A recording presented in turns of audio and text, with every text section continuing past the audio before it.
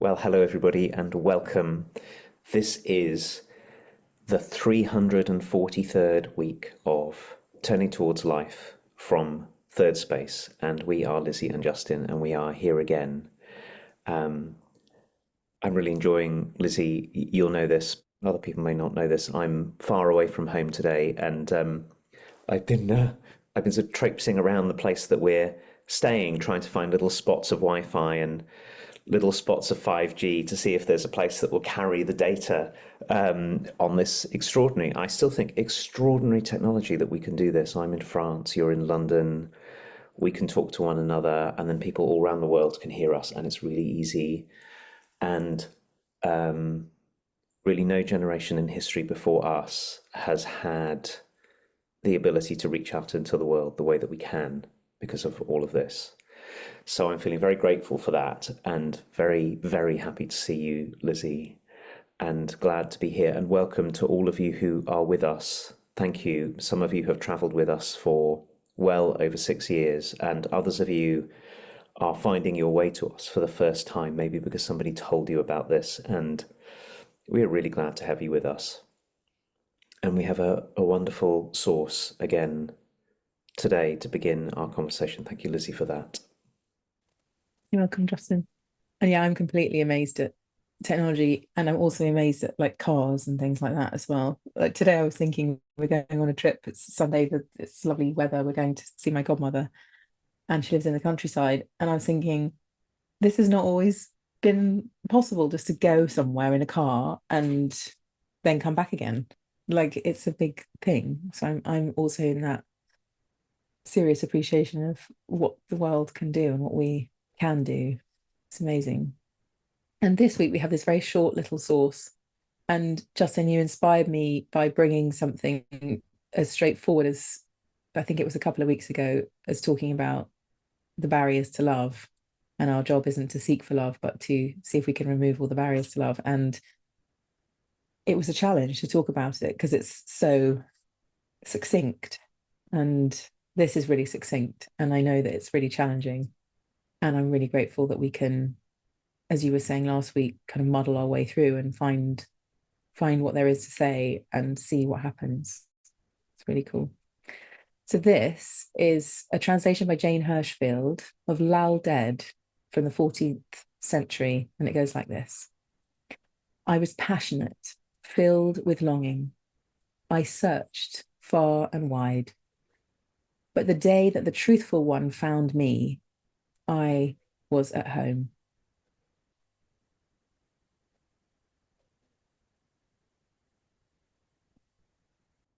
Lizzie,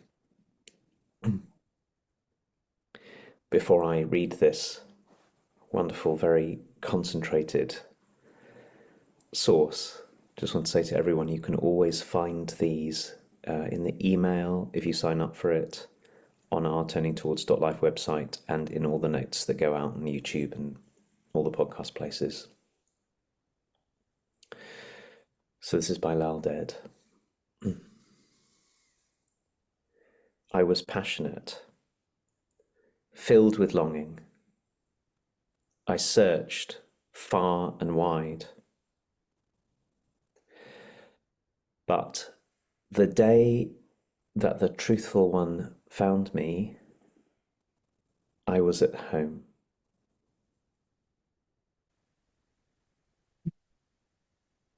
Thank you, Justin. So I think I'm probably bringing this because I can't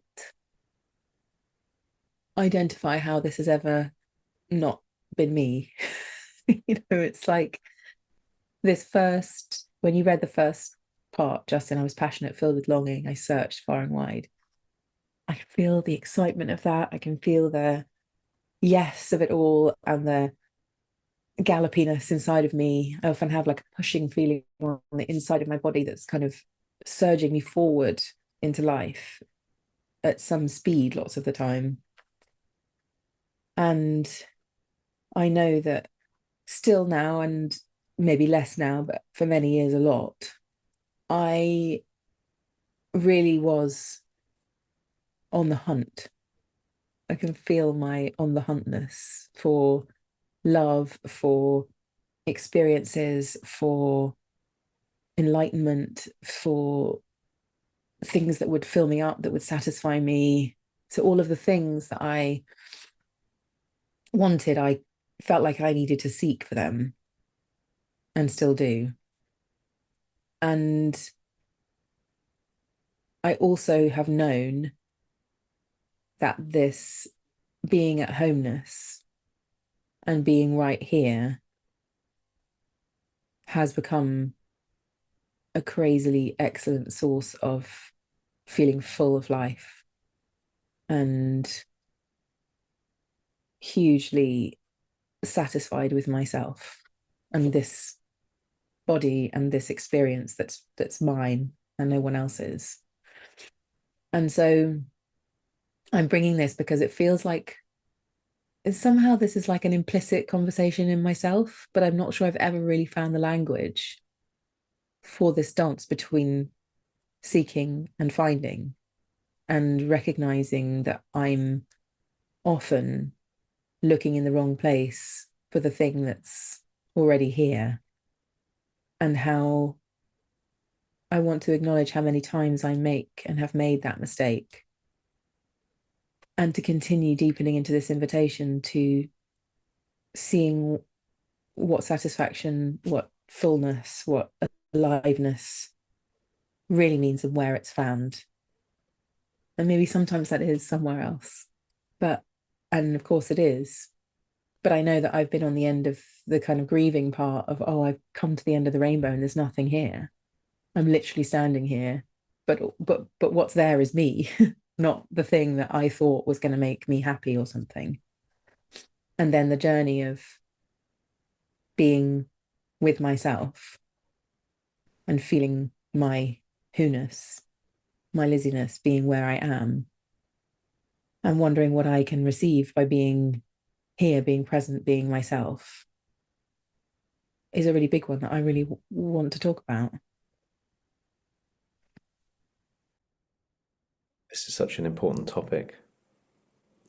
And I'm very grateful for these short sources, Lizzie, because they also call on us to reach deeper and further, because the source is going to do less work on our behalf. Yeah. I'm really taken by what you said about searching in the wrong place for something that's already here. And I was thinking that there are some things that really are worth searching outside ourselves for. Like, it's really important not to get simplistic about this. Some things we need to reach outside ourselves. That's how we build communities and make homes and contribute to the world and feed our families, and all of that reaching out and reaching out and reaching out that we have to do. And sometimes we really have to reach far from ourselves to find security or safety or all of those kind of. So there's all of those things where looking away from ourselves into the world really matters. But it would be a mistake to imagine that that's where everything is, or sometimes where even the most important things are. And one of the things that I think is very difficult about this pattern for all of us is that we live in a world, any of us who live in a 21st century post-industrial capitalist economy will be coming across messages all the time that tell us always that the place to find whatever it is, that deep longing that we have, is always outside of ourselves.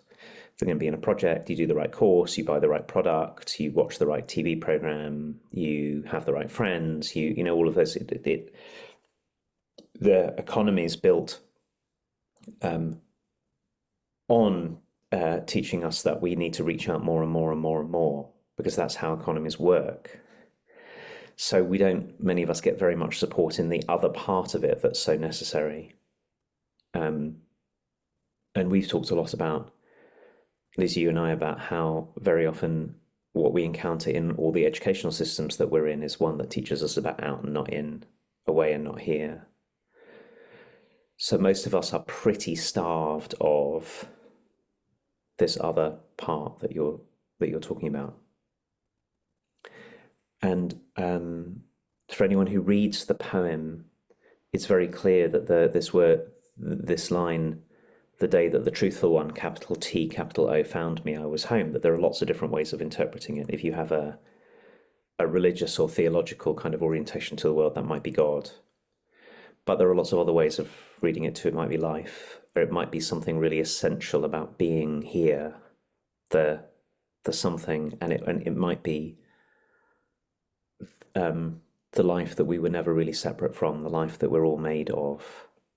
You know, and anyone who's, I know you're right in this world, Lizzie, now, but anyone who's been near newborns, we know that they're just pure life. They haven't yet got into all of the patterns of hiding themselves away and looking good and all of that. So maybe it's just life. And the thing that I heard just this week that I so appreciated was um,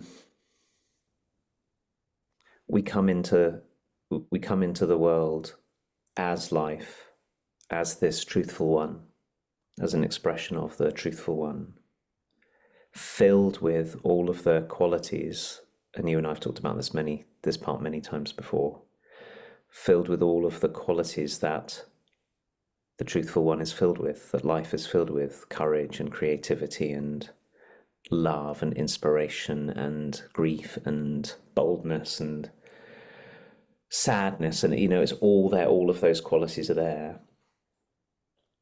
And then what happens is that for very good reasons we forget that about ourselves, and very often we forget very specific ones. That's what I was thinking whilst you were talking about. I forget my own courage, or I forget my own wisdom, or I forget my own sense of inherent safety. And so I think that this poem in a way is also about remembering, because the thing that we forget, and we might have very good reasons to forget it because it wasn't welcome in our culture or in our family system, or because of the power structures around us, or because something that happened at school. Very often the very thing that we're searching the world for is the thing that we already are, but we forgot that we were that.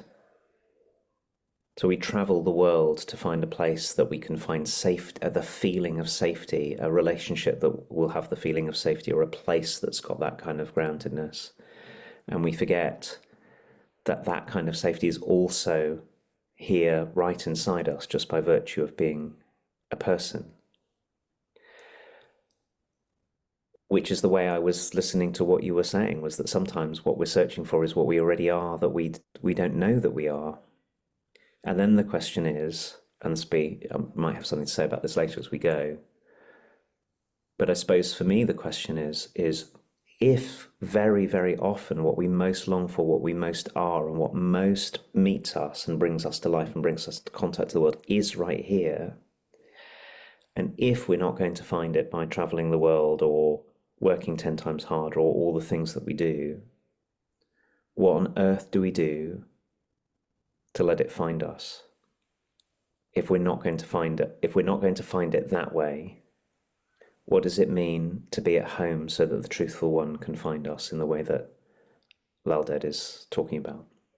And that's one of the things I'm musing on. Yeah, that's where my thoughts were going as well, Justin.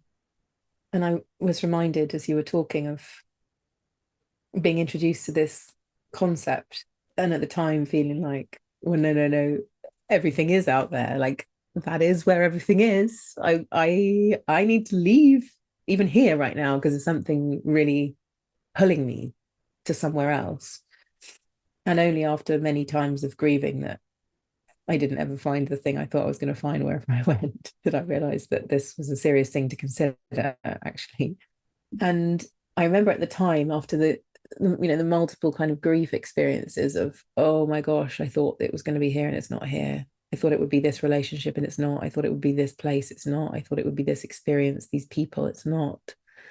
So this longing in me wasn't satisfied by the things that I had previously tried to meet it with. And I remember thinking, well, just like you're saying, well, what do I do then? And so I remember sitting down and thinking, okay, well, how do I identify what it is that I really want, which might have been connection or warmth or joy or love. And then I thought to myself, well, if I sit here and I'm able to identify the real longing, can I see what it is to give that to myself? Like, am I that kind of being that can just provide for myself in some way?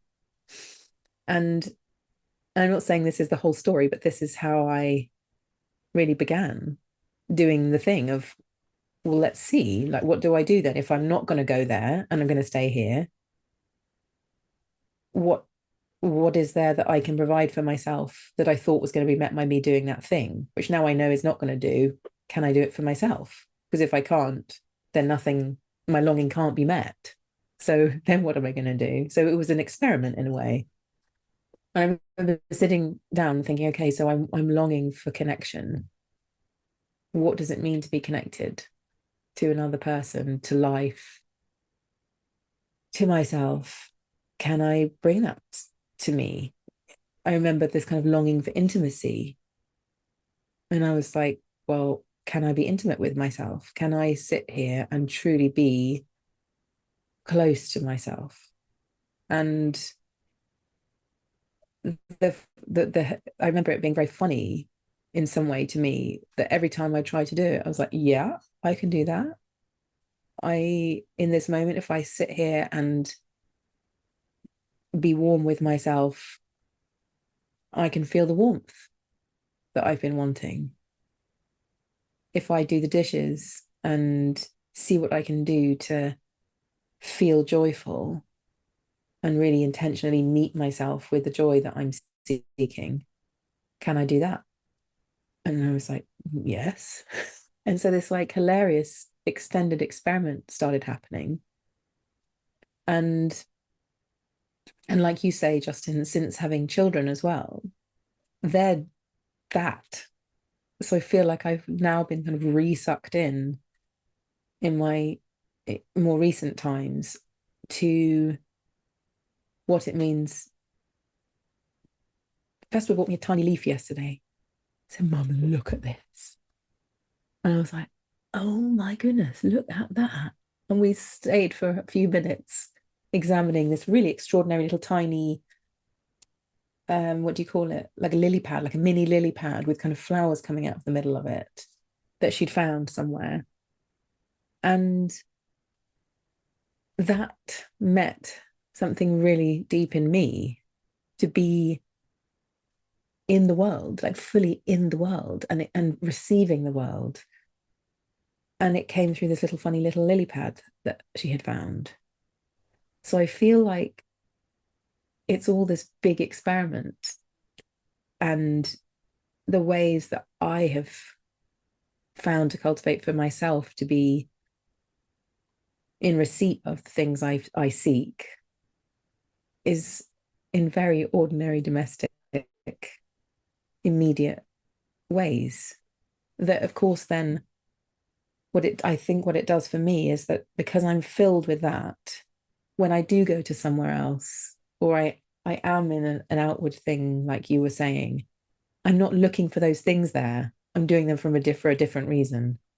So I arrive at your house not to get love and not to get the things I need.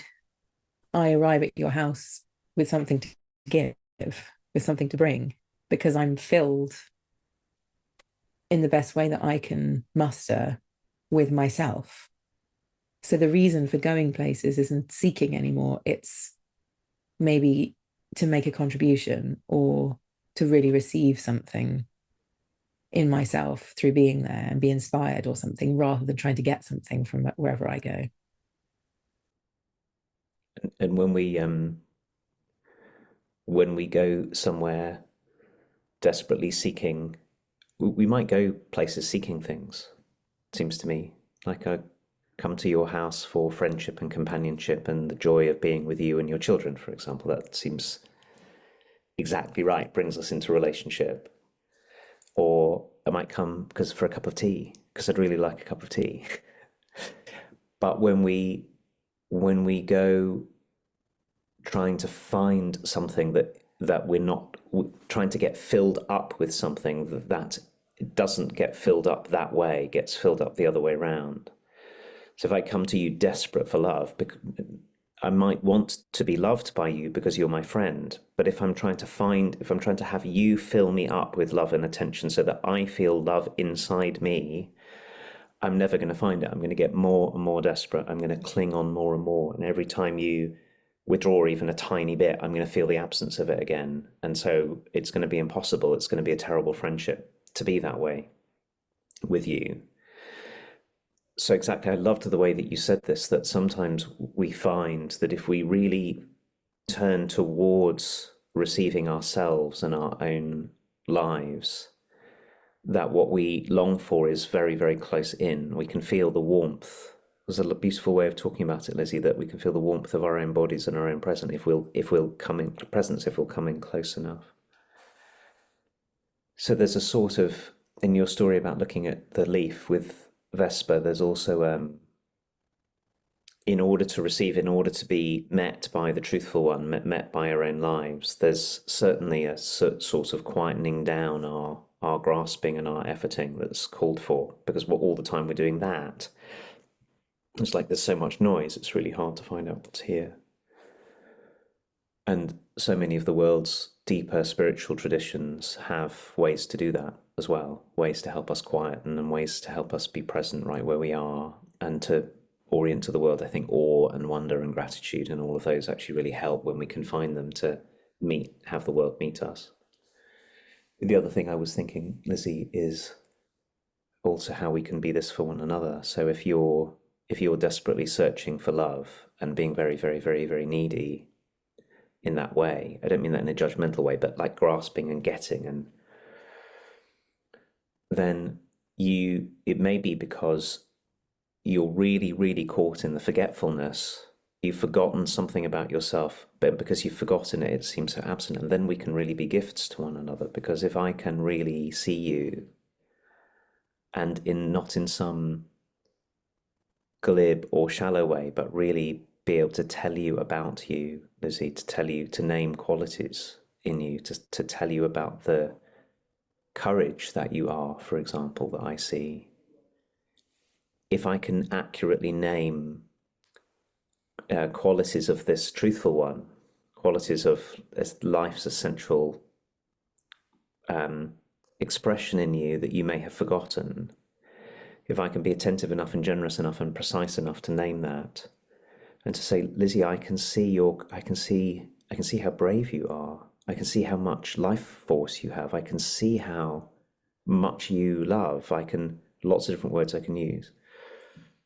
Then you might be lent some help in finding your way back to the very thing that you've lost contact with. And I know that you'll know this, of course, because we're talking about something that's really central to the way that you and I and Thirdspace practice coaching, that this move of helping us remember, helping other people remember their essentialness.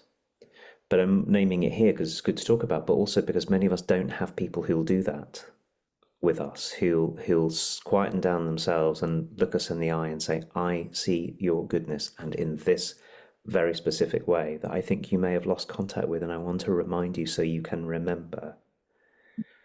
And that's partly how the truthful one finds its way into us when we're at home. Such a beautiful way of inquiring, Justin. And I love that, like you said, it pushes us into these deeper inquiries when the source is so succinct.